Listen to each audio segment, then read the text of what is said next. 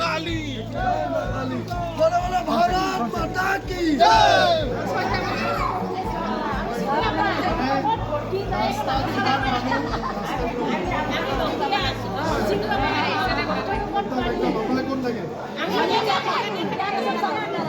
बोलो बोलो भारत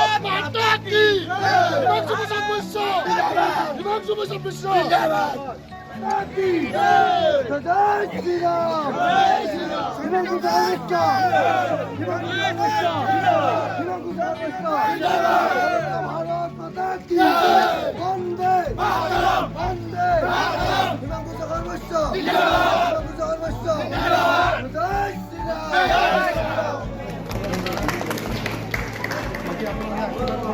ছয়গাঁও আজি নিমন্ত্ৰণ জনালোঁ বাকী আনুষ্ঠানিকভাৱে আমাৰ বিজেপি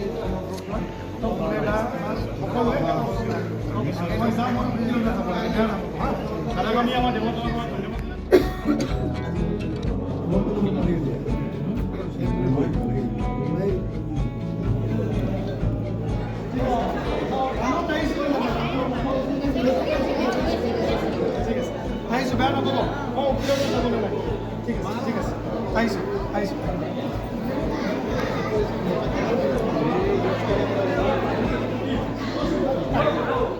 মই পলাশবাৰী সমষ্টিত যোৱা 8 বছৰে কাম কৰি আহিছোঁ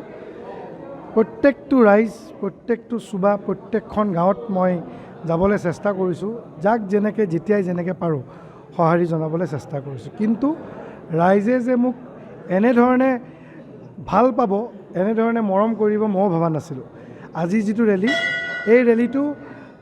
আমি ভাবিছিলোঁ যে বঙৰাৰ পৰা পাৰ্টি অফিচ পাওঁতে 15 মিনিট 20 মিনিটৰ ৰাস্তা মানুহ হ'ব 1 ঘণ্টাত চাগে আমি পাই যাম কিন্তু 3.5 ঘণ্টা আমাৰ লাগিছে 3.5 ঘণ্টা ৰাইজে চুবাই চুবাই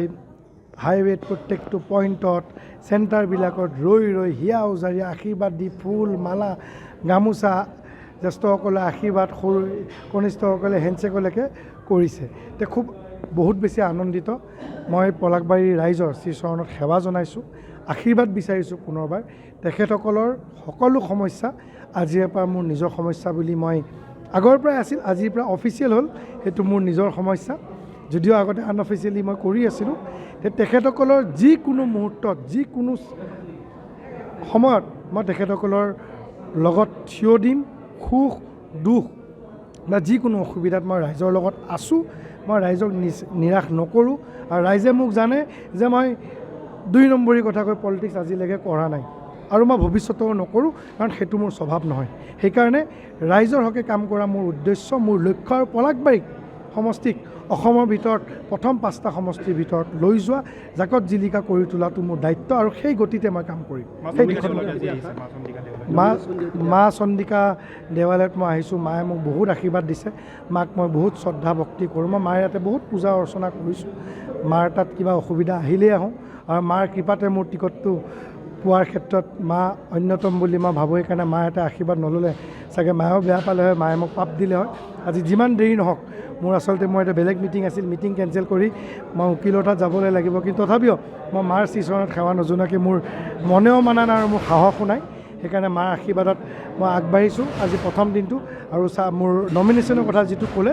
সন্মানীয় মন্ত্ৰী কেবিনেট মিনিষ্টাৰ পীয়ুষ হাজৰিকা ডাঙৰীয়া আহিব 23 তাৰিখে আমি ডেট লৈছোঁ আৰু কোন মন্ত্ৰী বিধায়ক বা কোন আহে আমি নাজানো কিন্তু 23 তাৰিখে আমি আমাৰ নিৰ্বাচনী যি আমাৰ মনোনয়ন দাখিল আৰু মনোনয়ন দাখিল সকলোতকৈ ইম্পৰ্টেণ্ট কথা আপোনালোকে ছয়গাঁওবাসী ৰাইজে শুনি ভাল পাব আমাৰ সাংবাদিক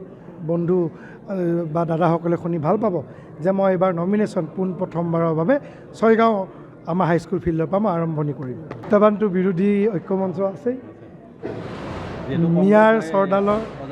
মিয়াৰ চৰ্দাৰৰ লগত আজি অজপই যোগদান কৰিছে আপোনালোকে সকলোৱে জানে সেই যি পাৰ্টিৰ লগত আজি অজপই হাত মিলাইছে বা মিত্ৰতা কৰিছে তেখেতসকলতো আমাৰ জাতিটোৰ শত্ৰু দেশৰ শত্ৰু এতিয়া ৰাইজে তেখেতসকলক প্ৰশ্ন কৰিব লাগে যে এটা জাতীয় দলে কিয় জাতিটোৰ শত্ৰুত্ব কৰা পাৰ্টিৰ লগত তেখেতসকলে মিত্ৰতা কৰি নিৰ্বাচনত অৱতীৰ্ণ হৈছে যদি চাগে অজপই অকলে ইলেকশ্যন খেলিলে হয় যোৱাবাৰৰ নিচিনা চাগে মোৰ মতে বেছি ভোট পালে হয় অসমীয়া ৰাইজে হিন্দু সমাজে আৰু আমাৰ পলকবাৰীৰ ৰাইজে কংগ্ৰেছক বহুত আগৰ পৰাই ঘিণ কৰে আমি জানো আৰু এই যি মিত্ৰতা কৰিলে AJPয়ে মই গম পোৱা নাই কি ৰাজনৈতিক অংকত তেখেতসকলে মিত্ৰতা কৰিছে কিন্তু ৰাইজে খুব সম্ভৱ মই নাভাবোঁ যে আঁকোৱালি ল'ব পংকজ দা মোৰ বহুত চিনিয়ৰ মই পংকজ দাক কেতিয়াও গালি পাৰি ইলেকশ্যন নেখেলোঁ পংকজ দাক মই আগতেও কৈছোঁ পংকজ দা আপোনাক বিৰাট সন্মান কৰোঁ আপোনাক গালি পাৰি ইলেকশ্যন খেলিব নোৱাৰিম যদি পাৰ্টীয়ে মোক প্ৰাৰ্থিত্ব প্ৰদান কৰে পংকজ দালৈও শুভেচ্ছা তেখেত জ্যেষ্ঠ মোৰ কাৰণে কিন্তু পংকজ দাহঁতৰ মিত্ৰতাটো ভুল হ'ল বুলি মই ভাবোঁ ধন্যবাদ